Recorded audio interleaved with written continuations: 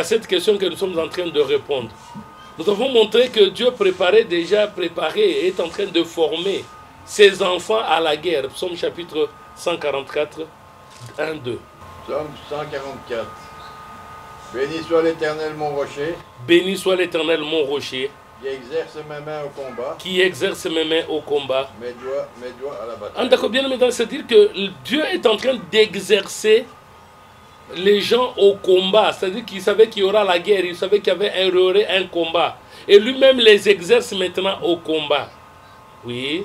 Mon bienfaiteur et ma forteresse. Mon bienfaiteur, ma forteresse. Ma haute retraite est mon libérateur. Ma haute retraite est mon libérateur.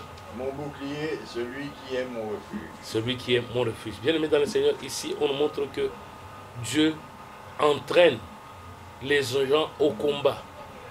Ils entraînent les mains et les doigts à la bataille. Alors, nous allons voir qu'il y a même un livre prévu pour la guerre.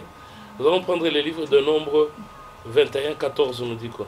C'est pourquoi il est dit dans le livre des guerres de l'Éternel. C'est pourquoi il est dit dans le livre de guerre de l'Éternel. Baep en Chupa. D'accord, c'est qu'il y a un livre de guerre de l'Éternel.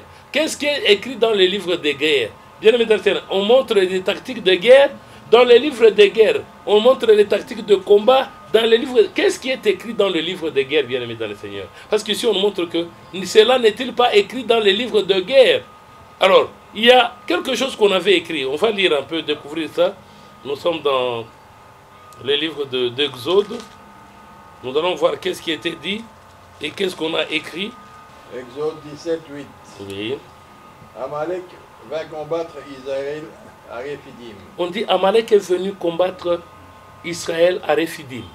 Alors Moïse dit à Josué. Moïse dit à Josué, choisis-nous des hommes. Tu dois choisir deux hommes.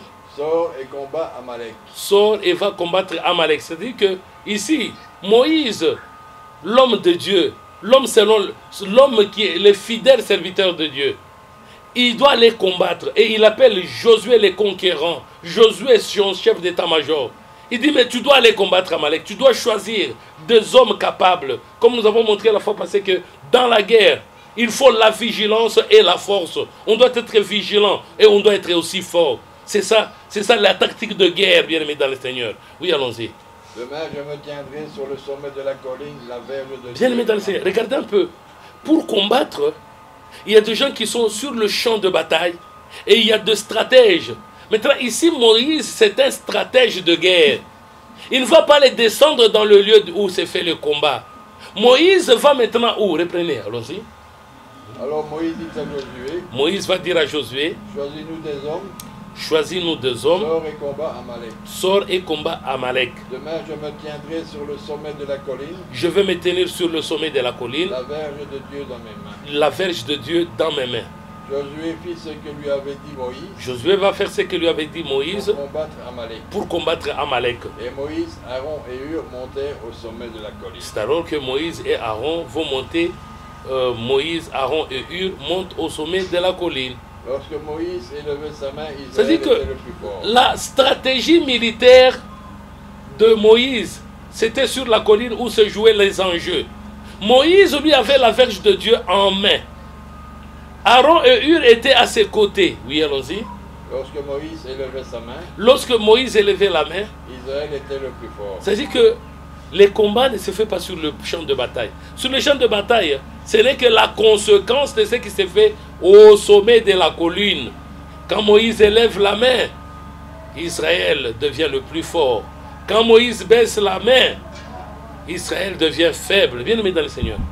Comment est-ce que nous pouvons maintenant appliquer ça aujourd'hui? Parce que tout est d'actualité. Qui peut être Moïse sur la colline, sur la montagne, sur le sommet de la montagne avec Hur et Aaron, et Josué avec le combattant? Ça peut être quoi, bien aimé dans le Seigneur? Oui, allons-y. Les mains de Moïse étant fatiguées. Les mains de Moïse étant fatiguées. Ils prirent une pierre qu'ils placèrent sur lui. Aaron et Hur vont prendre une pierre qu'ils vont placer sous lui. Et il s'assit dessus. Il va s'asseoir dessus. Aaron et Hur soutenaient ses mains. Aaron et Hur soutenaient ses mains. L'un d'un côté, l'autre de l'autre. C'est-à-dire qu'il y a des gens, quand il y a une guerre qui s'est faite sur le champ de bataille, les stratèges doivent être sur la colline, bien aimé dans le Seigneur. Il faut qu'il y ait des stratèges. Il faudrait savoir que le combat, le grand combat, c'est ce qui s'est passé sur la colline.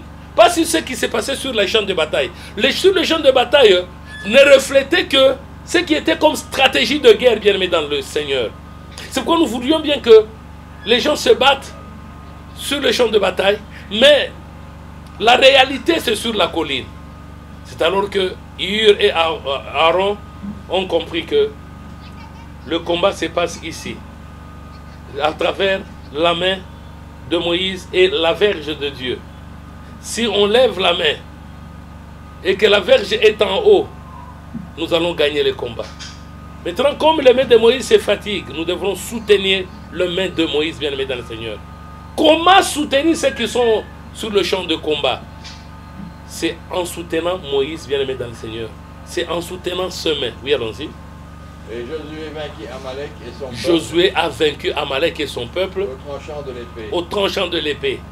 L'Éternel dit à Moïse. L'Éternel dit à Moïse, Écris cela dans le livre. écris cela dans le livre Pour que le souvenir s'en conserve. pour que les souvenirs s'en conservent. Et déclare à Josué que j'effacerai la mémoire d'Amalek du dessus des cieux. Bien-aimé dans le Seigneur, c'est-à-dire qu'il y a deux combats. Et chaque jour ici, nous avons le combat. Dans le monde, nous avons des guerres. Mais si nous pouvons nous référer à la guerre d'Israël et Amalek, nous saurons comment est-ce que nous pouvons procéder, bien-aimé dans le Seigneur, pour vaincre sur le terrain. C'est que tout dépend de ceux qui sont sur la colline. Tout dépend de la main que Moïse doit lever avec la verge de Dieu. On va prendre le livre de Deutéronome 21, 10 à 14. 10. Lorsque tu iras à la guerre contre tes ennemis. Oh. Donc, Dieu savait qu'un jour, le peuple ira à la guerre contre ses ennemis. C'est-à-dire que, comme il y a toujours d'ennemis, c'est-à-dire que le peuple doit se défendre.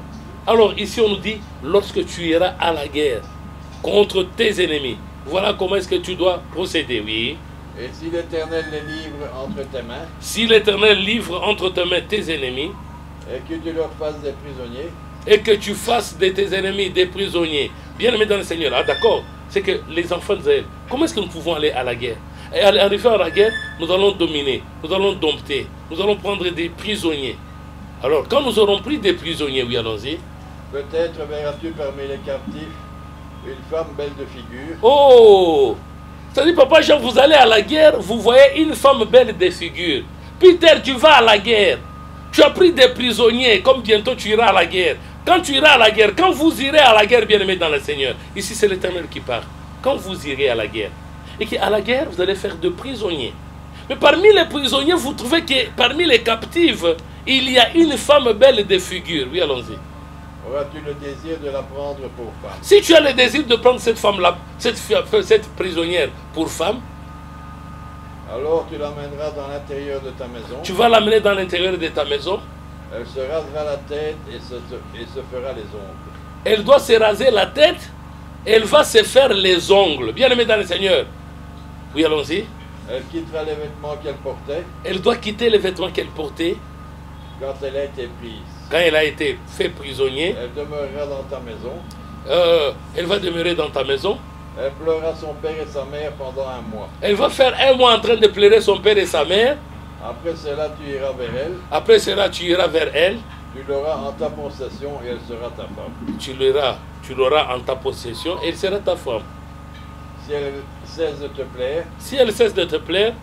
Tu la laisseras aller où elle voudra. Tu vas la laisser aller où elle voudra. Tu ne pourras pas la vendre comme pour de l'argent ni la traiter comme esclave. Oui. Parce que tu l'auras humiliée. Bien aimé dans le Seigneur, dites-moi un peu, on va à la guerre, on a des prisonniers. Et parmi les prisonniers, tu trouves qu'il y a une femme belle de figure. Et que voilà la procédure. Bien aimé dans le Seigneur, c'est-à-dire que les enfants de Dieu peuvent aussi faire la guerre ou ils ne peuvent pas faire la guerre. Quand ils auront des prisonniers, est-ce qu'ils vont agir de la manière dont la Bible nous montre? Parce qu'on dit que, bien aimé dans le Seigneur, il est dit bien que Dieu n'est pas un homme pour mentir. Si Dieu n'est pas un homme pour mentir, c'est-à-dire que ce qu'il dit doit se faire. Comment nous allons procéder? Comme on a dit qu'il y a un livre de guerre de l'Éternel. Comment les enfants de Dieu peuvent-ils aussi faire la guerre? D'abord, on va passer un peu dans 1 Samuel 15. pour voir qu'est-ce qui s'était passé. Commencez par le premier verset. Samuel dit à Saül, Samuel dit à Saül, c'est moi que l'Éternel a envoyé pour oindre roi sur son peuple. c'est moi que l'Éternel a envoyé pour te oindre, pour que tu sois roi en Israël. Sur Israël, écoute donc ce que dit l'Éternel. Tu dois écouter ce que dit l'Éternel. Ainsi parle l'Éternel des armées. C'est l'Éternel des armées qui parle. Je me souviens de ce que Amalek fit à Israël Je me souviens de ce que Amalek avait fait à Israël. lorsqu'il lui ferma le chemin de sa sortie d'Égypte. Comment est-ce qu'il lui a fermé le chemin de la sortie d'Égypte? Va maintenant, Va maintenant, frappe Amalek frappe Amalek. et dévouer par interdit tout ce qui lui Ah, appartient. d'accord, nous comprenons que ici Dieu nous permet d'aller tuer les Amalécites. Dieu nous permet à ce que, parce que tout celui qui est en train de barrer la route aux enfants de Dieu, qui quitte l'Égypte, doit être exterminé. Oui, allons-y. Tu ne l'épargneras point Tu ne vas pas l'épargner. et tu feras mourir homme, femme, enfant. Tu et dois faire nourrisson, mourir hommes, enfants, nourrissons, bêtes, tout ça, oui. bœuf et brebis, chameaux et ânes. Bœuf, brebis, âne, oui. Saül convoqua le peuple et en fit la revue à Télaphim. Il va faire appeler le peuple et il va en faire la revue. Il y avait 200 000 hommes de pied et 10 000 hommes de Il y avait 20 000 hommes de pied et 10 000 hommes de Juda. Saül marcha jusqu'à la ville d'Amalek Il va marcher jusqu'à la ville d'Amalek. et mit une embuscade dans la vallée. Il va mettre une embuscade dans la vallée. Il dit aux Kéniens, Il va dire aux Kenyans, allez-y, retirez-vous et sortez du milieu d'Amalek, vous retirez-vous et sortez du milieu d'Amalek afin que je ne vous laisse pas périr avec lui. pour que je ne puisse pas vous laisser périr avec lui. Car vous avez eu de la bonté Vous avez eu de la pour tous les bonté enfants d'Israël pour tous les enfants d'Israël lorsqu'ils montèrent d'Égypte, lorsqu'ils montèrent d'Égypte. et les Kéniens se retirèrent du milieu d'Amalek. Les Kenyans vont se retirer du milieu d'Amalek. Saül bâtit Amalek depuis Avila jusqu'à Shur, Il va battre Amalek depuis Avila jusqu'à Shur, oui, qui est en face de l'Égypte. qui est en face de l'Égypte. Il prit vivant Agag, Il roi va d'Amalek, prendre Agag, ils vont le prendre vivant. il dévora par interdit tout le peuple Il va dévouer par interdit tout le peuple en le passant au fil de l'épée. en le passant au fil de l'épée. Les meilleures bêtes de la seconde Tout ce qu'il y avait de portée bon. et les agneaux gras, tout ce qu'il y avait de bon. Ils ne voulurent pas le dévouer par interdit. Ils ne voulurent pas les dévouer par interdit. Et ils dévouèrent seulement tout ce qui était méprisable. Ils ont dévoué par interdit ce qui était méprisable. Bien-aimé dans le Seigneur, comment Dieu t'envoie pour aller faire périr tous les ennemis d'Israël, tous ceux-là qui ont barré la route à Israël. Mais toi, tu laisses tout ce qui est meilleur, tous les meilleurs produits du pays, ça tu as laissé. Pourquoi tu as laissé ça, bien-aimé dans le Seigneur? Ici, on t'envoie en guerre. Quand on t'envoie, c'est pour aller tout tuer. Tu dois le faire. Tu dois passer le tout au fil de l'épée. Oui, allons-y. L'Éternel adressait la parole à Samuel et lui dit, L'Éternel va adresser la parole à Samuel, qui avait oint Saül pour roi. Il va lui dire je ceci. me repens d'avoir établi Saül pour roi, Je regrette d'avoir établi Saül pour roi. Je me repens. Oui, allons-y. car il se détourne de moi Il se détourne de moi. et n'observe point mes paroles. Il ne veut pas observer mes paroles. Samuel fut irrité Samuel fut et irrité. il cria à l'Éternel toute la nuit. Il va crier à l'Éternel toute la nuit. Il se leva de bon matin pour aller au-devant de Saül, Il va se lever de bon matin pour aller au-devant de Saül. et on vint lui dire, On vint lui dire, Saül est allé à Carmel, il est allé à Carmel. et voici, il s'est érigé un monument, Il s'est érigé un monument. puis il s'en est retourné. S'en est retourné. Et passant plus loin, il est descendu à Gilgal. Il est descendu à Gilgal.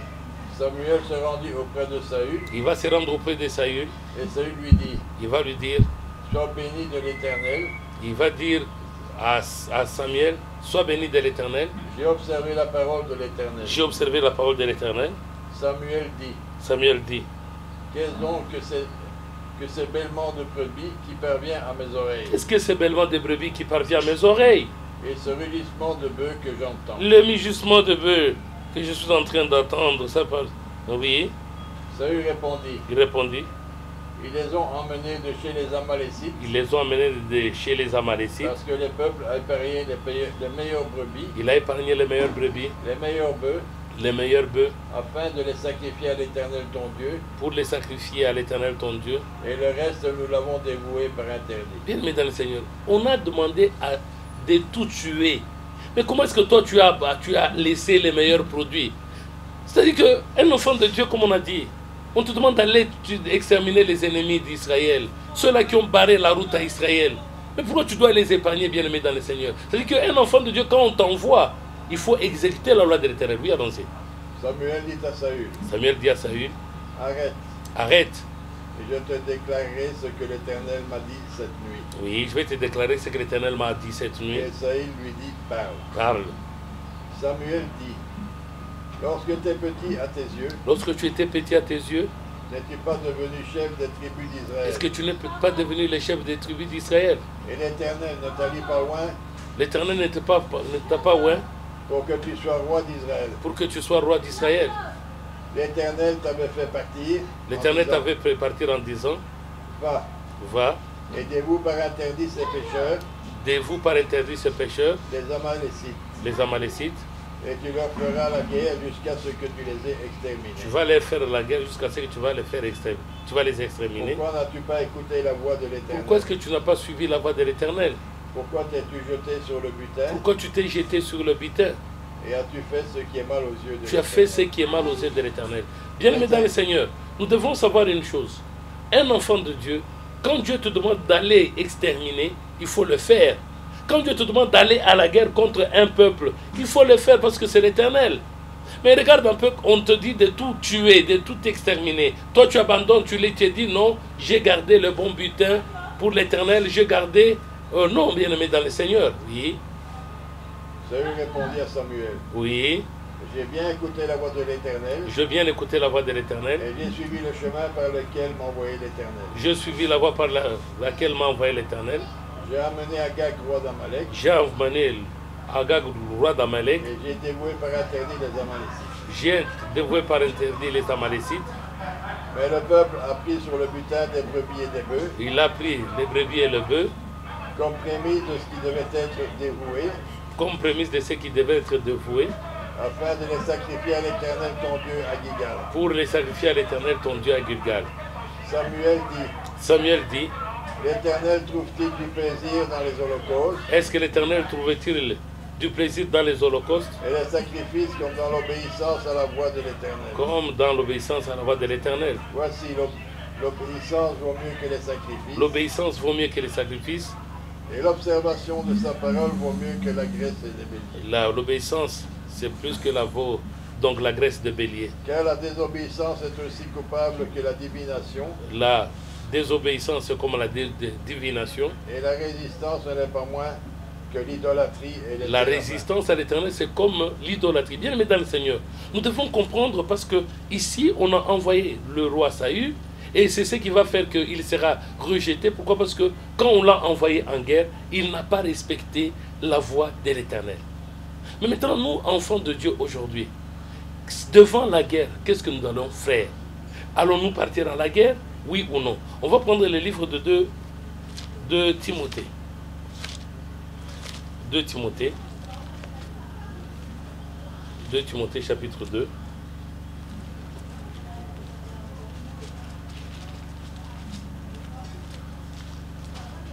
De Timothée chapitre 2, 3 à 7. 2 Timothée 2, 3. Souffre avec moi un bon soldat de Jésus-Christ. Souffre avec moi comme un bon soldat de Jésus-Christ.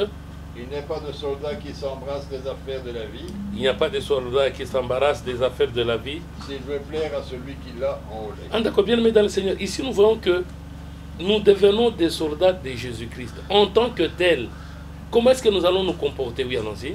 Et l'athlète n'est pas couronné L'athlète non plus ne peut être couronné s'il n'a pas combattu suivant les règles. s'il n'a pas combattu selon les règles. Le laboureur qui peine doit être le premier à recueillir les fruits. Le laboureur qui est en train de peiner sera le premier à recueillir le fruit.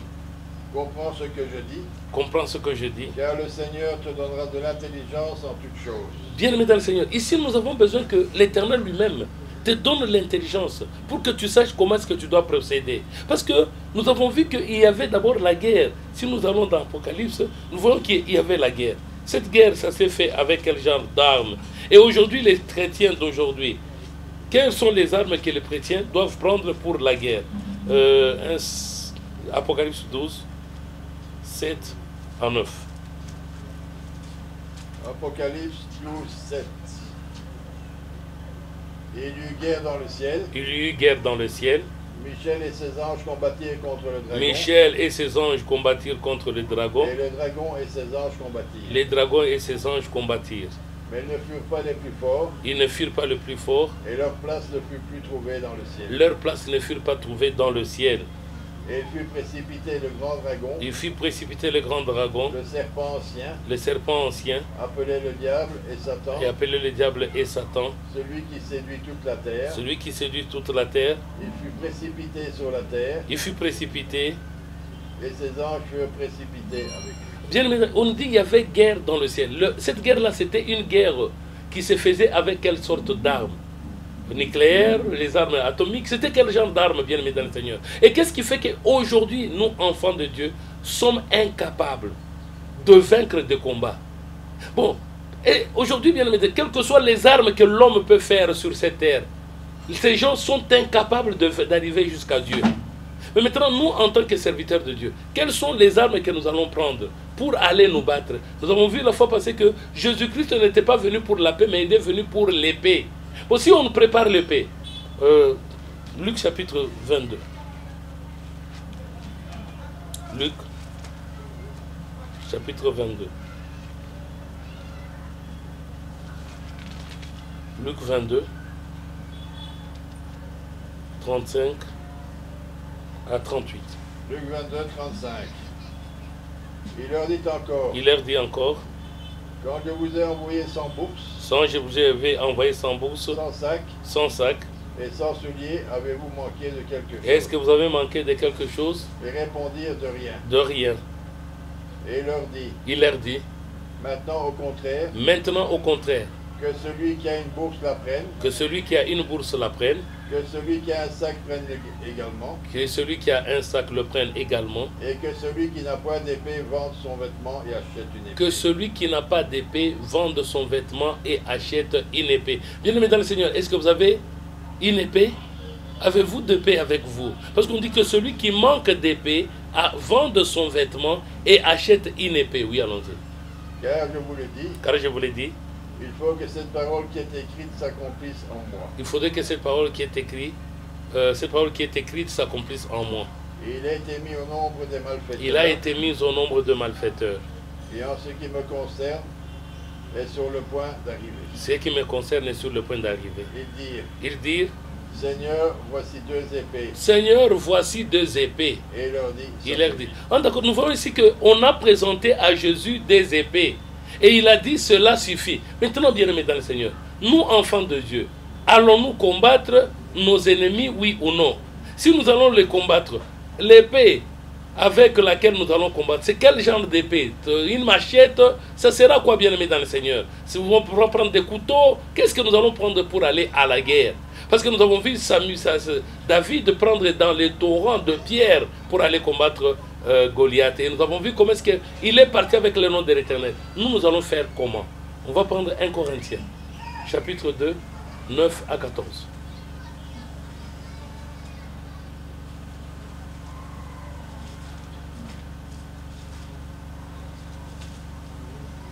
Corinthiens 2, 9. Mais comme il est écrit, ce sont des choses que l'œil n'a point vues, ce sont des choses que l'œil n'a point vues, que l'oreille n'a point entendues, que l'oreille n'a jamais entendues, et qui ne sont point montées au cœur de l'homme. des choses qui ne sont jamais montées au cœur de l'homme. Des choses que Dieu a préparées pour ceux qui On l'aiment. dit que ce sont des choses que Dieu a préparées pour ceux qui l'aiment. Dieu nous les a révélées par l'Esprit, Dieu nous les a révélées par l'Esprit, car l'Esprit sonde tout, car l'Esprit sonde de tout, même les profondeurs de Dieu. même les profondeurs de Dieu. Qui donc parmi les hommes connaît les choses de l'homme, On dit qui donc parmi les hommes connaît les choses de l'homme? si ce n'est l'Esprit de l'homme qui est en lui? Ce n'est que l'Esprit de l'homme qui est dans l'homme, De même, qui est en personne lui, ne- qui peut faire en sorte que l'homme connaisse les choses de l'homme, oui. De même, personne ne connaît les choses de Dieu si ce n'est Personne l'Esprit non de plus Dieu. ne peut connaître les choses de Dieu si ce n'est l'Esprit de Dieu. Or, nous n'avons pas reçu l'Esprit du monde, Nous n'avons pas reçu l'Esprit du monde, mais l'Esprit qui vient de Dieu, on a reçu l'Esprit qui vient de Dieu. afin que nous connaissions les choses que Dieu nous a données par sa C'est pour grâce. connaître les choses que Dieu nous donne par sa grâce. Et nous en parlons non avec des discours qu'enseigne la sagesse humaine. Nous allons en parler non avec les discours qu'enseigne la sagesse humaine, mais avec ceux qu'enseigne l'Esprit. Avec ceux qu'enseigne l'Esprit. Employant un langage spirituel pour les choses spirituelles. Ah, d'accord, c'est que nous allons utiliser un langage de l'Esprit pour les choses spirituelles, oui. Mais l'homme naturel n'accepte pas les choses de l'Esprit. L'homme naturel est incapable de recevoir les choses de l'Esprit de Dieu. Car elles sont d'une folie pour lui. 1 Jean chapitre 5. 1 Jean 5, commencez par 5 jusqu'à 8. Qui est celui qui a triomphé du monde? Qui est-ce que celui qui a triomphé du monde? Sinon celui qui croit que Jésus est le Fils de Dieu. Ah, d'accord, c'est-à-dire que dans un combat, nous devrons arriver à la victoire. Dans un combat, on doit triompher. Mais nous devrons combattre. Quand nous commandons, revenez au verset 4. Oui. Car tout ce qui est né de Dieu triomphe du monde. Ce qui est né de Dieu triomphe du monde. Et la victoire qui triomphe du monde, c'est notre foi. Ah, la victoire qui triomphe du monde, c'est notre foi. Oui. Que celui qui a triomphé du monde. Qui est celui qui a triomphé du monde? Sinon celui qui croit que Jésus est le Fils de Dieu. C'est celui-là qui croit que Jésus est le Fils de Dieu. C'est lui, Jésus-Christ, qui est venu avec de l'eau et du sang. C'est Jésus-Christ qui est venu avec de l'eau et du sang. Mais non de l'eau seulement. Pas avec l'eau seulement. Mais avec l'eau et avec le sang. Il a amené l'eau, il a amené le sang. Et c'est l'Esprit qui rend témoignage. C'est l'Esprit qui doit rendre témoignage. Parce que l'Esprit est la vérité. Ah, d'accord, bien aimé dans le Seigneur, c'est que la vérité, c'est l'Esprit. C'est-à-dire que nous devons être saints de l'Esprit. Mais c'est quoi cet Esprit bien aimé dans le Seigneur? Oui, allons-y. Car il y en a trois qui rendent témoignage. Il y en a trois qui rendent témoignage. L'Esprit, l'eau et le sang. L'eau et le sang. Et les trois sont d'accord. Bien aimé dans le Seigneur, on dit que le trois doivent être d'accord. L'eau. Comment est-ce que l'eau peut être d'accord avec le sang? Comment est-ce que le sang peut être d'accord avec l'Esprit? On dit qu'il y a trois témoins. L'eau, le sang et l'Esprit. L'eau c'est quoi? Le sang c'est quoi? L'Esprit c'est quoi? Parce que c'est ça la vérité. On dit qu'on doit se revêtir à nos reins, nous devrons mettre quoi? Ceindre le rein qui est la vérité. Or la vérité c'est l'Esprit. Bien aimé dans le Seigneur, nous devons nous battre, bien aimé dans le Seigneur. Et nous devons arriver à la victoire. C'est pourquoi nous allons continuer la prochaine fois pour montrer les armes que nous devons porter, les armes spirituelles pour les chrétiens. Nous sommes de l'Église universelle de Jésus-Christ, la station francophone de Timothée 3,16. L'émission vous a été présentée par l'évangéliste Jean-Baptiste Degreffe et l'apôtre Patrick Ngoudia. Chaque lundi à 17h, le samedi à 14h30, les dimanches à 8h45, nous sommes à l'école de la sagesse où nous apprenons comment nous battre. C'est là où nous allons nous battre, bien aimés. Nous allons prendre comment avoir le succès, comment avoir la réussite dans notre vie, comment nous battre contre le blocage, comment faire. Tout cela, c'est à l'école de la sagesse. Nous allons remercier le Seigneur qui a commencé avec nous et qui termine avec nous. Nous te bénissons, tendre Père, Dieu d'Abraham, d'Isaac et de Jacob. Merci, Père éternel, de cette opportunité que tu nous avais accordée pour parler de la guerre, pour montrer aux chrétiens comment se battre spirituellement, pour montrer aux chrétiens quelles sont les armes à avoir sur lui pour mener un bon combat et arriver à la victoire. Nous demandons que toi seul puisses, mon Dieu, exercer tes enfants au combat et leur doigt à la bataille. Au nom de Jésus, nous avons ainsi prié. Amen. Bonne suite de programme sur Congo Web. Bye bye et à la prochaine.